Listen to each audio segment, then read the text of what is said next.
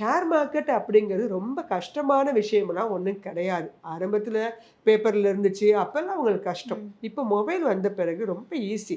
So government வெப்சைட்லாம் இருக்குது. உங்களுக்கு invest பண்ணணும் அப்படின்னா பணமே இல்லாமல் நீங்கள் ரெகுலராக ஒரு அக்கௌண்ட் ஒன்று ஓப்பன் பண்ணி நீங்கள் செஞ்சு பார்க்கலாம்.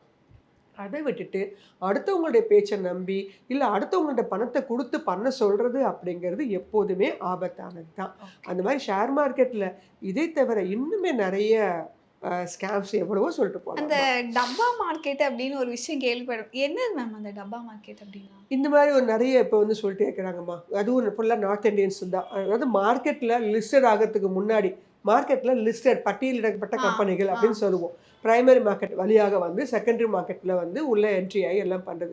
மார்க்கெட்டில் வாங்குறதுக்கு பதிலாக அவங்கள்ட்ட பணத்தை கொடுத்துட்டா அவங்க அந்த கம்பெனி ஷேரை வாங்கி கொடுத்து எல்லாம் பண்ணுவாங்க. அவங்க டிமேட் அக்கௌண்ட்லாம் வச்சுருப்பாங்க.